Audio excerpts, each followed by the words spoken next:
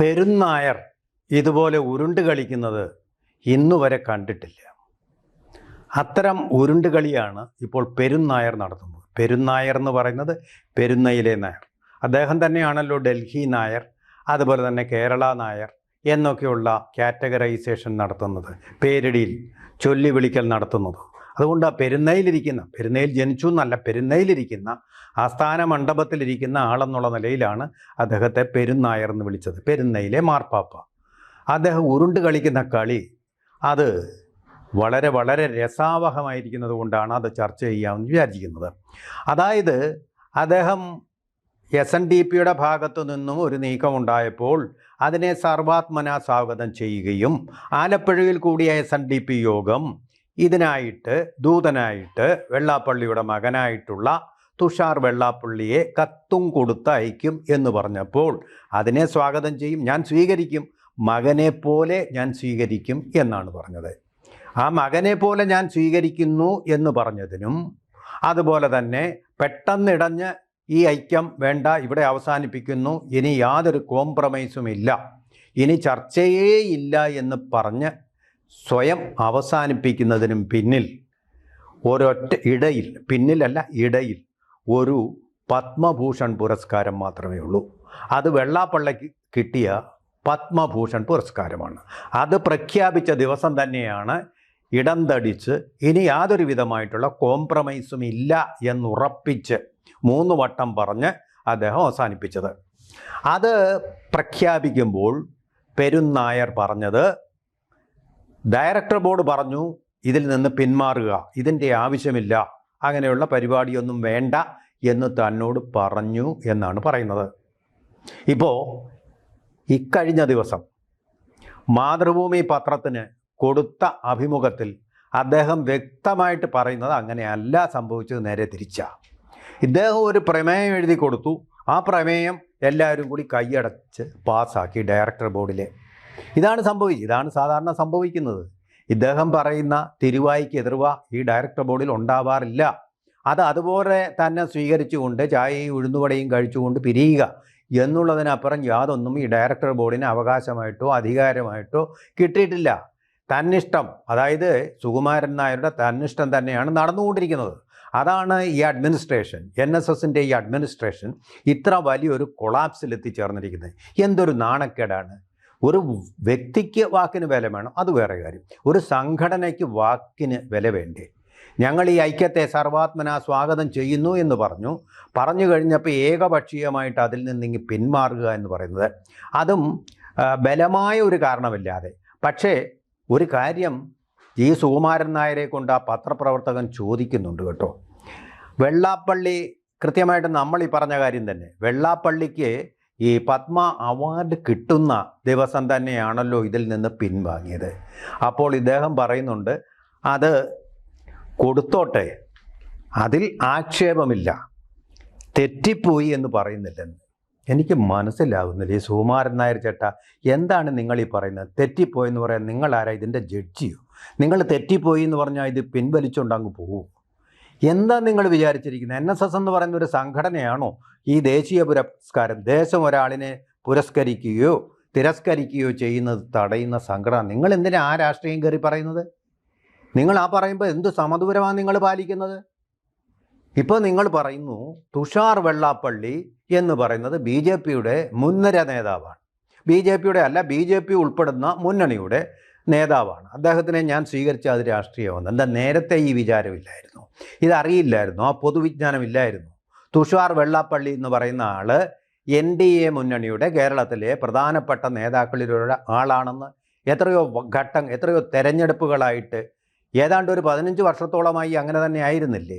ഇത് മനസ്സിലാക്കിയിട്ടില്ലേ? പത്രം വായിക്കാറില്ലേ? അദ്ദേഹം മാതൃഭൂമി മാത്രമേ വായിക്കാറുള്ളൂ. എന്തെങ്കിലും പറയാനുണ്ടെങ്കിൽ മാതൃഭൂമിയുടെ ലേഖനോട് ഇങ്ങോട്ട് വരാനെന്ന് കാര്യസ്ഥനെ വിളിച്ച് ആവശ്യപ്പെട്ടിട്ട് അവിടെ അഭിമുഖത്തിലേ കൊടുക്കാറുള്ളൂ.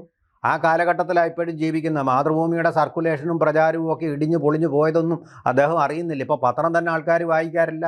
സോഷ്യൽ മീഡിയ, കൺവേർജൻ്റ് മീഡിയ, ഇതിൻ്റെയൊക്കെ ആവിർഭാവമൊന്നും അദ്ദേഹം അറിയുന്നില്ല. NSSന് തന്നെ ഒരു സൈബർ സെല്ല് വേണമെന്നുള്ള ഒരു ബോധമില്ല. ഡയറക്ടർ ബോർഡിൽ ഒരാളും ഇത് പറഞ്ഞു കൊടുക്കുന്നുമില്ല. മാതൃഭൂമിയിൽ അങ്ങോട്ട് വിളിച്ചു കൊടുത്താൽ സർവ്വ ആളുകളും അറിയുമെന്നാണ് അദ്ദേഹം ധരിച്ചു വെച്ചിരിക്കുന്നത്. പഴയ ആളുകളൊക്കെ ഇപ്പോഴും പത്രം വായിക്കുന്ന, കണ്ണടയും വെച്ച് പത്രം വായിക്കുന്ന പഴയ തലമുറയിൽപ്പെട്ട കുറേ പേര് കാണും. അവർ തന്നെ ഇതിനൊന്നും ഇത്രയും സമയം ഇപ്പോൾ ചിലവഴിക്കാറില്ല. അവർ ഇപ്പോൾ സോഷ്യൽ മീഡിയ, ഡിജിറ്റൽ കണ്ടൻറ്റ്, അതുപോലെ തന്നെ മൊബൈൽ ഫോണിലാണ് ശ്രദ്ധ കേന്ദ്രീകരിക്കുന്നത്. നന്ദ ഗോവിന്ദത്തിൻ്റെ ഭജനിലുമൊക്കെയാണ് കൂടുതൽ സമയവും പ്രായമായവരിപ്പോൾ ചിലവഴിക്കുന്നത്. ഇതൊന്നും ഇദ്ദേഹം അറിയുന്നില്ല. ഇദ്ദേഹം വിചാരിച്ചിരിക്കുന്ന ഈ പത്രത്തിലൊരു അഭിമുഖം കൊടുത്താൽ അത് ആഗോള പ്രശസ്തമാവില്ല. ഞങ്ങളൊക്കെ തിരഞ്ഞെടുത്ത് ഞങ്ങളുടെ പ്രൊഫഷണൽ ആവശ്യങ്ങൾക്ക് വേണ്ടി വായിക്കുന്നത് കൊണ്ട് ഇത് തിരിച്ചറിയുന്നതേ ഉള്ളൂ. പറഞ്ഞത് പലതും പരമ അബദ്ധങ്ങളാണ്, പരസ്പര വിരുദ്ധങ്ങളാണ്. പരസ്പര വിരുദ്ധങ്ങളെന്ന് പറഞ്ഞാൽ ആദ്യം മുതലേ ഈ വൈരുദ്ധ്യവും ഘടകവിരുദ്ധമായിട്ടുള്ള പ്രസ്താവനകളും നിറഞ്ഞതാണ്. അത് ഞാൻ ഒന്നൊന്നായിട്ട് അടിവരയിട്ടുകൊണ്ട് പറയാം. ആദ്യം താങ്കൾ പറഞ്ഞു ഈ കാലഘട്ടത്തിൻ്റെ ആവശ്യമാണ്, അതുകൊണ്ട് ഞാൻ ഇതുമായിട്ട് സഹകരിക്കും. SNDP അങ്ങനെ ഒരു ആവശ്യം ഉന്നയിച്ചു കഴിഞ്ഞാൽ ഞാൻ അതുമായിട്ട് മുന്നോട്ട് പോകും. ഇതാണല്ലോ പ്രധാനപ്പെട്ട കാര്യം. ഇപ്പം അതിന് ദൂതനായിട്ട് വരുന്ന ആളൊരു രാഷ്ട്രീയക്കാരനാണോ ഇല്ലയോ എന്നുള്ളത് അപ്രസക്തമല്ലേ? ഐക്യമല്ലേ കാലഘട്ടത്തിൻ്റെ ആവശ്യം? അപ്പോൾ ദൂതനായിട്ട് വരുന്ന ഒരാൾ രാഷ്ട്രീയക്കാരനായി ഇതിൽ നിന്ന് പിൻവാങ്ങുക എന്ന് പറഞ്ഞാൽ അതിന് പറയുന്ന പേര് മലയാളത്തിൽ മുടന്തൻ ന്യായം. മുടന്തൻ ന്യായം, മറ്റൊന്നുമല്ല. അതിൽ കുറഞ്ഞൊരു വാക്ക് ഞാൻ ഉപയോഗിക്കുന്നുമില്ല. മുടന്തൻ ന്യായം, അതാണ് ചെയ്തത്. ഇനി രാഷ്ട്രീയക്കാരൻ അങ്ങനെ അത്ര അങ്ങ് സമദൂരം അങ്ങ് വ്രതശുദ്ധിയോടുകൂടി പാലിക്കുകയാണെങ്കിൽ ഇക്കഴിഞ്ഞ ദിവസമല്ലേ BJPയുടെ തന്നെ നേതാവായിരുന്ന, സംസ്ഥാന പ്രസിഡൻ്റായിരുന്ന, ദേശീയ കൗൺസിൽ അംഗമായിരുന്ന, BJPയുടെ കെയർ ഓഫിൽ ഗോവയിൽ ഗവർണറായിട്ടുള്ള PS ശ്രീധരൻപിള്ള അങ്ങേ വന്ന് സന്ദർശിച്ചല്ലോ. എന്തേ? അദ്ദേഹം പുസ്തകം കൊണ്ട് തന്നല്ലോ. രാഷ്ട്രീയക്കാരൻ്റെ പുസ്തകം വേണ്ടെന്നെന്താ പറയാഞ്ഞ്? എന്തുകൊണ്ട് പറഞ്ഞില്ല? അപ്പോൾ ഈ പറയുന്ന കാര്യത്തിൽ ഒരു സത്യസന്ധതയില്ലായ്മയില്ലേ? വേണ്ടേ സത്യസന്ധത? NSSന് അത് വേണ്ടേ? NSSന് അതുണ്ട്, താങ്കൾക്കതുണ്ടോ എന്നുള്ളതാണ് ചോദ്യം. ഇതെല്ലാം അങ്ങ് അംഗീകരിക്കും ഡയറക്ടർ ബോർഡ്. പക്ഷേ അത് NSSൻ്റെ സർവനാശത്തിലേക്ക് ഈ സത്യസന്ധതയില്ലായ്മ, ഇൻറ്റഗ്രിറ്റി, ആർജവമില്ലായ്മ നയിക്കും എന്നുള്ള കാര്യത്തിൽ ഒരു സംശയം വേണ്ട. NSSൻ്റെ ശത്രുവായതുകൊണ്ടല്ല പറയുന്നത്, മിത്രമായതുകൊണ്ടാണ് പറയുന്നത്. പോക്ക് വല്ലാത്തൊരു പോക്കിലേക്കാണ്, അതിൻ്റെ തന്നെ ഇൻറ്റഗ്രിറ്റി ചോദ്യം ചെയ്യപ്പെടുകയാണ്. ആ ഒരു സന്ദർഭത്തിലാണ് ഇത് പറയുന്നത്.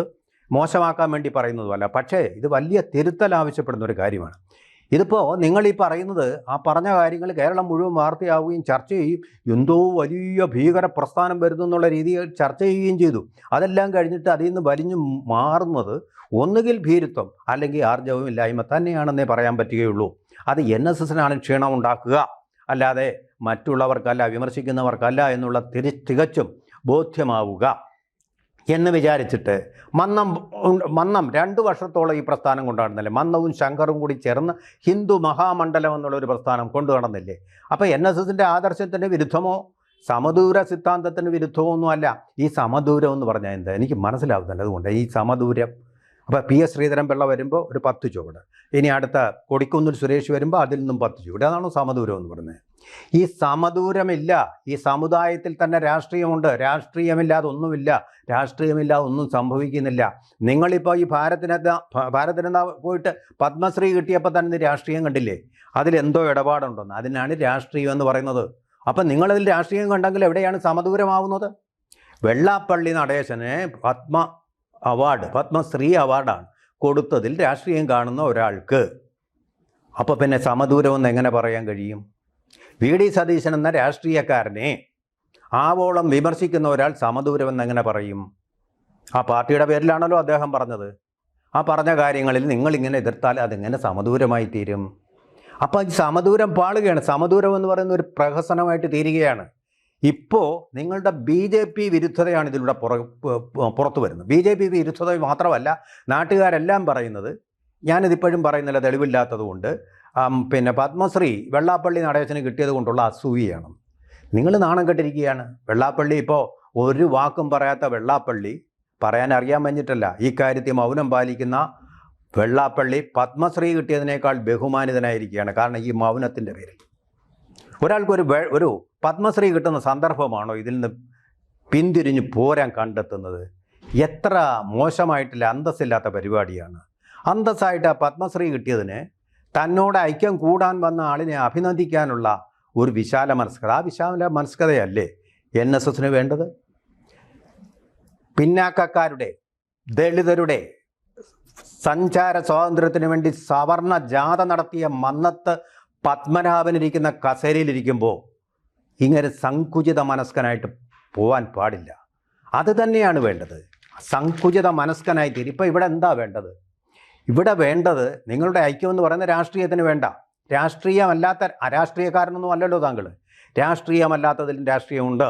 ഉമ്മൻചാണ്ടിയുടെ കാലത്ത്, കുഞ്ഞുഞ്ഞിൻ്റെ കാലത്ത് 33 സ്കൂളുകളാണ് ഇസ്ലാം സമുദായത്തിൽപ്പെട്ടവർ നടത്തുന്ന 33 സ്കൂളുകൾ ഒരൊറ്റ സുപ്രഭാതത്തിൽ എയ്ഡഡ് സ്കൂളുകളാക്കി എന്ന് പറഞ്ഞു കഴിഞ്ഞാൽ അതുവരെ ചെലവും കൊടുത്ത് ഇസ്ലാം സമുദായത്തിൽപ്പെട്ടവർ നടത്തിയിരുന്ന ആ സ്കൂളുകളുടെ മുഴുവൻ ചെലവും, അധ്യാപകരുടെ ശമ്പളം, പെൻഷൻ ഉൾപ്പെടെ സർവമാന ചെലവും ഉമ്മൻചാണ്ടി ഗവൺമെൻറ് ഏറ്റെടുത്തു. ഉമ്മൻചാണ്ടി ഗവൺമെൻറ് ഏറ്റെടുത്തു എന്ന് പറഞ്ഞാൽ ഈ രാജ്യത്തെ ജനങ്ങളുടെ നികുതി പണം കൊണ്ട് അത് നടപ്പാക്കുന്ന രീതി സമ്പ്രദായം നടപ്പാക്കി. അപ്പം അങ്ങനെയുള്ള കൊടുക്കലുകൾ എങ്ങനെ നടക്കുന്നു? അവരുടെ ബാർഗെയിനിങ് പവർ കൊണ്ട്. അതുപോലൊരു ബാർഗെയിനിങ് പവറായിട്ട് തീരണം ഹിന്ദു മതത്തിലെ പ്രമുഖ സമുദായങ്ങളെല്ലാം ചേർന്ന്, അതോടൊപ്പം ക്രിസ്ത്യാനികളും ചേർന്ന് എന്നൊരു സങ്കല്പത്തിൻ്റെ അടിസ്ഥാനത്തിലാണ് ഇത് പോകുന്നത്. അങ്ങനൊരു പ്രസ്ഥാനത്തിൽ പെട്ടെന്നൊരു സുപ്രഭാതത്തിൽ ഒരാൾക്ക് പത്മശ്രീ കിട്ടിയെന്ന് പറയുമ്പോൾ മകനെ പോലെ ഞാൻ സ്വീകരിക്കുമെന്ന് പറഞ്ഞ ആൾ പെട്ടെന്ന് രാഷ്ട്രീയക്കാരനായിട്ട് കാണുന്നത് എന്താണ്? അവിടെ അപ്പോൾ വക്രദൃഷ്ടിയാണ് അവിടെ ഉണ്ടാകുന്നത്. ദുഷ്ടദൃഷ്ടിയോടുകൂടി കാര്യങ്ങളെ സമീപിക്കുന്ന ഒരു സമീപനമാണ് അവിടെ ഉണ്ടായിട്ടുള്ളത്.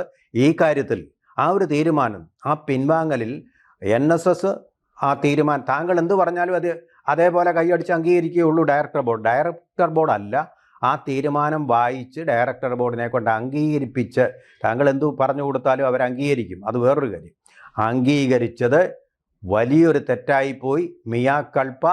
മിയാ മാക്സിമ കൾപ്പ, എൻ്റെ പിഴ, എൻ്റെ വലിയ പിഴ എന്ന് ഇന്നല്ലെങ്കിൽ നാളെ താങ്കൾക്ക് അതിനെക്കുറിച്ച് വിചാരപ്പെടേണ്ടതായിട്ട് വരും. ഇത് ചരിത്രത്തോട് ചെയ്ത, കാലഘട്ടത്തിൻ്റെ ഒരു ആവശ്യത്തോട് ചെയ്ത ഒരു കൊടും വഞ്ചനയാണ്. അല്ലാതെ SNDPയോട് ചെയ്യുന്ന വഞ്ചനയല്ല. SNDPക്ക് ഇതിലൊരു പ്രത്യേകിച്ചൊരു കാര്യം, SNDP വിചാരിച്ചാൽ ഈ NSS എന്ന് പറയുന്ന അല്ലാതെ വേറെയും സംഘടനകളുണ്ട് നായന്മാർക്ക് വേണ്ടി. നായർ സമാജം, സഹോദര സമാജം എന്നൊക്കെ പറഞ്ഞ് പാരലൽ സംഘടനകൾ, അവരും ഒക്കെ ആയിട്ട് ചേർന്ന് മറ്റു സമുദായങ്ങൾ ഈസിയായിട്ട് SNDP യൂണിയനോട് ഒരുമിച്ച് നിൽക്കും. അങ്ങനെയുള്ള സംഘടനകൾ കൊണ്ട് ഹിന്ദു ഐക്യം, അതുപോലെ അതിനപ്പുറമുള്ള നസ്രാണി ഐക്യം, SNDPയുടെ സംഘാടക പാഠവുമുള്ള സംഘടനാ പാഠവും കാര്യവിവരം താങ്കളെക്കാൾ കുറച്ചുകൂടിയുമുള്ള വെള്ളാപ്പള്ളി നടേശന് തീർച്ചയായിട്ടും സാധിക്കും. താങ്കളെക്കാൾ നല്ലൊരു സംഘാടകനാണ് എന്നുള്ളത് തീർച്ചയാണ്. താങ്കൾ പറയുന്നത് പോലെ തന്നെ പത്മശ്രീ അവാർഡ് അദ്ദേഹം നേടിയപ്പോൾ താങ്കൾ ഈ പത്മ കഫേ എന്നുള്ള പ്രസ്ഥാനവുമായിട്ടിരിക്കുകയാണ്. താങ്കളുടെ ഈ സങ്കുചിത മനസ്സുകൊണ്ട് തന്നെയാണ്, കുറേ കൂടി വിശാലമായ മനസ്സുണ്ടായിരുന്നെങ്കിൽ ഒരു പക്ഷേ പണ്ടേ തന്നെ താങ്കൾക്ക് ഈ പത്മശ്രീയോ പത്മഭൂഷണോ പത്മവിഭൂഷണോ ഒക്കെ കിട്ടുമായിരുന്നു. ഒരു പക്ഷേ ഭാരതകേസരി മന്നത്ത് പത്മനാഭനെ പോലെ ശോഭിക്കാൻ താങ്കളെ യോഗ്യനാക്കുന്ന ഒരു കസേരയാണ് താങ്കൾക്കുള്ളത്. പക്ഷേ ആ കസേരയുടെ വില താങ്കളിരിക്കുന്നതുകൊണ്ട് കെട്ടുപോവുകയാണ്, ആ ശോഭ കെടുകയാണ് എന്നുള്ളതാണ് പൊതുവേ താങ്കളുടെ സമുദായത്തിൽപ്പെട്ട ആൾക്കാർ ഇപ്പോൾ പറയുന്നതെന്നുള്ളത് മനസ്സിലാക്കുക. NSS നായന്മാർ കരയോഗം എന്നൊക്കെ പറയുന്നത് ഡയറക്ടർ ബോർഡ് മാത്രമല്ല എന്നുള്ള ഒരു വിചാരം ഉണ്ടായാൽ നന്ന്. കൂടുതൽ വാർത്തകളും വിശേഷങ്ങളും നിങ്ങളിലേക്ക് എത്താൻ ABC മലയാളം സബ്സ്ക്രൈബ് ചെയ്യുക, ബെൽ ബട്ടണും അമർത്തുക.